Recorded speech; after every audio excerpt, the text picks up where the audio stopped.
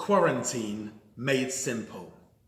I think it's become apparent to a lot of us that COVID-19 is here to stay in certain forms. Social distancing, masks. Let me first of all start off potchim bebracha, with a blessing. First of all, let us give our condolences to those who have lost near and dear ones, and to say that our hearts are with you at this very difficult time. Let us also say a tefillah, a prayer for those who are still ailing, those in ICU units, that they should have a complete refuah shalema immediately. And let us also pray for those on the front line, those workers who are in the health services, in Hatzalah, who are going out there on a daily basis, putting their lives on the line to save our lives. We pray that all of them will be healthy, and please God, we should only hear good news from all of them. Amen. But how do we cope? Particularly some of the elderly, some of the more vulnerable. As the lockdown eases, it's not going to be so easy for them. They're still going to be housebound, and it's not just elderly, it's people who are vulnerable. And I think there's also a little bit of a mindset. Not everybody's going to jump back into real life immediately. And there's been a lot of quarantine. So we're just before the festival of Shavuot. How do we make quarantine made simple?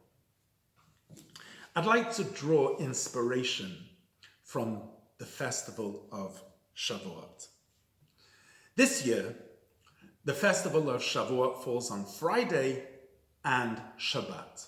Friday morning would usually be in the synagogue with cheesecake galore, all the kids around the Torah receiving the Torah anew on Mount Sinai. And this year, we're going to be doing that, it appears, at home.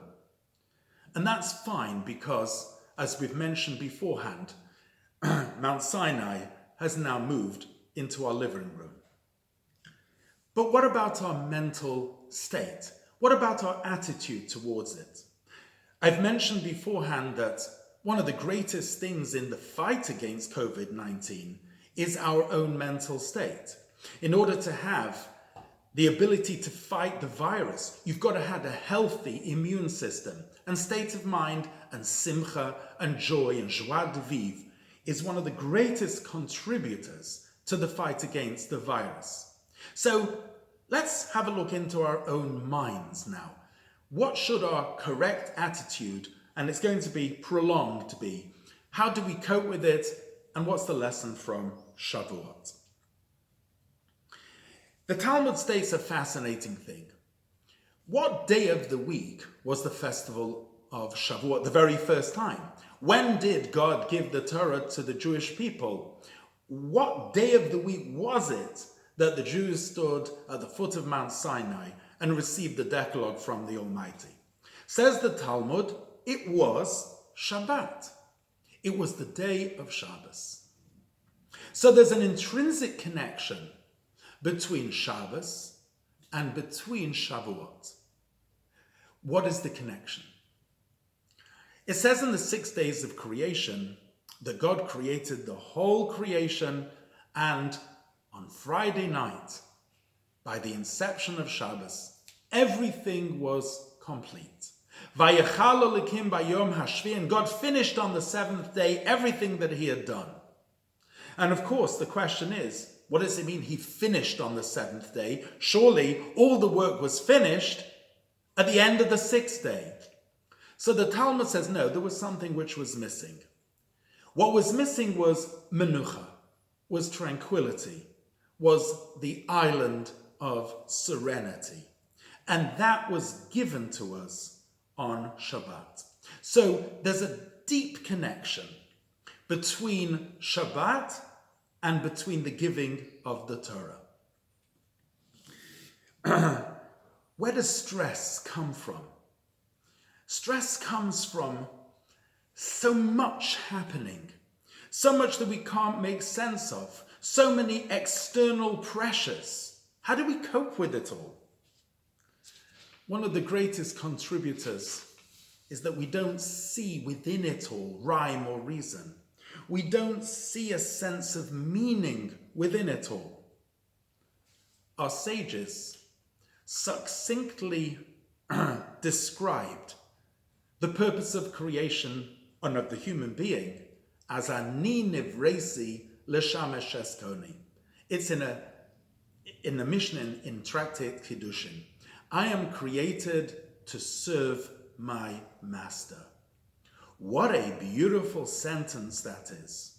The concept that I have a short time here in this world, hopefully 70, 80, 120 years, and every single day, within all the various different changes of the day, whether I'm at a shiva house, unfortunately, comforting the mourners, or I'm at a wedding, dancing with the bride and groom, both are equal in quintessence because at both I'm doing the will of my Creator. In fact, somebody once asked me, what is your definition of happiness? What is happiness? Is it happy clappy? Is it frivolity? Is it pleasure?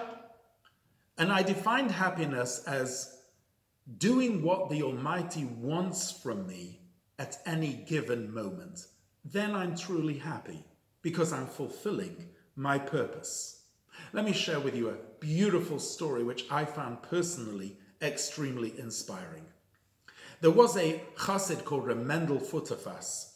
He was very involved in 1947 in the echelons, in the repatriation of Polish Jews from Russia back into Poland. This was an opportunity for Hasidic Jews in Russia who were suffering under the Stalin regime, that they could steal their way out of Russia to freedom using a Polish passport. Mendel was involved in the forgery of thousands of these passports.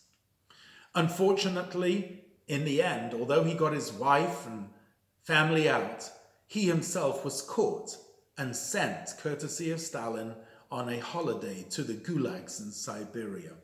It was only Harold Wilson, many years later, in his connection and discussion with Khrushchev, that managed to extricate him as an exchange. Mendel told the story of one of those days in a cell in the gulags. Every cell had many inmates, but there was one of them called the nachalnik, the guy who was in charge of all of them. And one day, Mendel in the cell was challenged by the nachalnik. He says, "Hey, you, why are you always so happy? Everybody else in here, in this cell, is so depressed. You look so happy. What are you so happy about?" So Mendel turned around and asked each one of them, "What are you doing here?" He says, "Me? I was a manufacturer. I had a factory in Moscow. I was on the top of the world. They came along, Stalin, and boom, off I went to Siberia. I shouldn't be depressed." "And what did you do?" He says, "Me? I was a musician. I was in the Moscow Philharmonic Orchestra, and suddenly the bourgeois, and bang, here I'm off. I don't have any instruments. I shouldn't be sad and depressed." And so he went through each one in the cell. And each one of them had a very good reason for being so sad and depressed. And then the nachalnik said, "Well, what about you?" He said, very simple. He says, "When I was in Moscow, my job then was to serve God.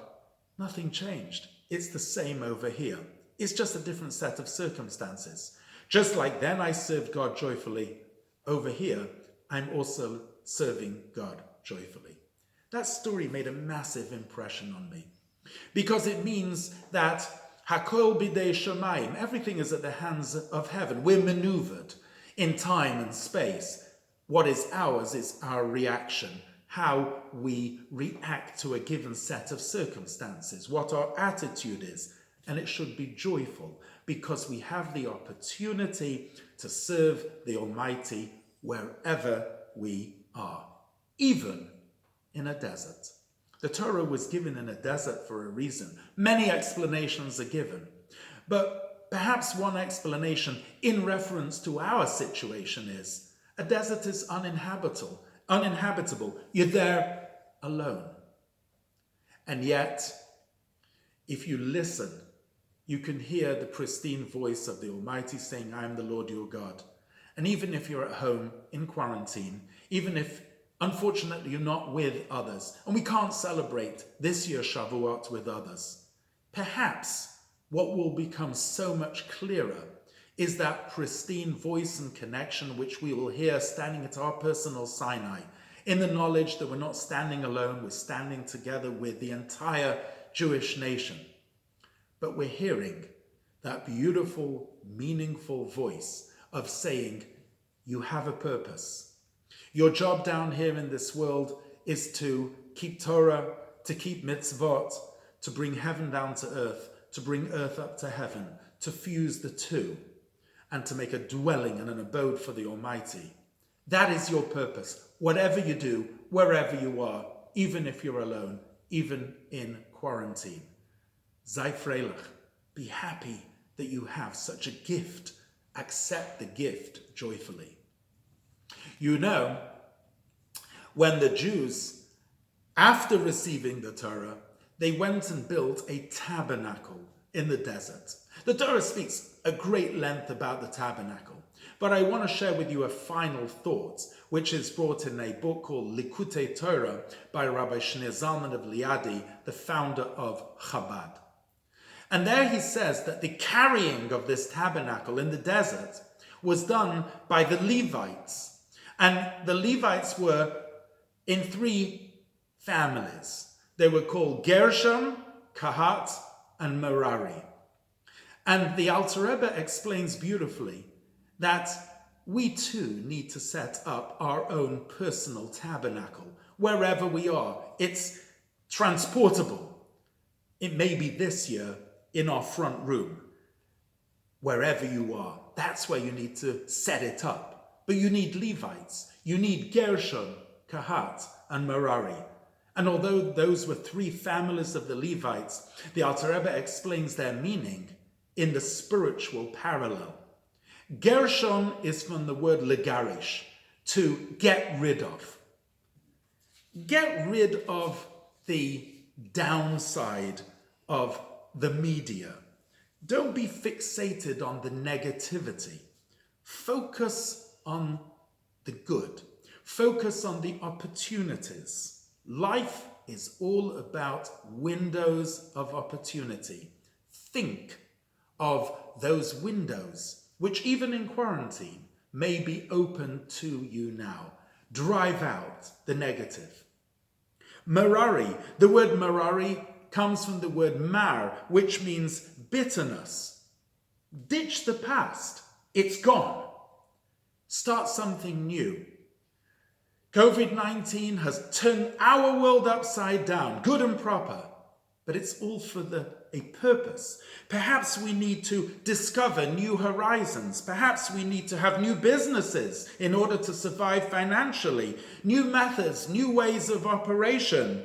We've come into a Zoom world. The world's changing. Let's use it for the better, not be bitter about what's happened, but to use it as a springboard for the future. And Kahat is the idea of gathering together. Let's gather ourselves together. Let's be an inspiration for others. If you are a head of a household is like an organism which has a head. If the head is in disarray, if the head is sad and depressed, it will have a negative effect on the whole house. Lead from the front. Lift up. Make sure what you're saying, what you're imparting, what you're sharing is positive, it's uplifting. Gather those around you, gather those in your community with social distancing in place, but gather them by all the various methods that we have to inspire, to give idud and chizuk, strength, encouragement, and vitality. And of course, don't forget the cheesecake. Shavuot is about enjoying physically the beautiful Torah which we have. On Shavuot, if you can get a piece of cheesecake, good on you. If you want to make it in your kitchen, even better.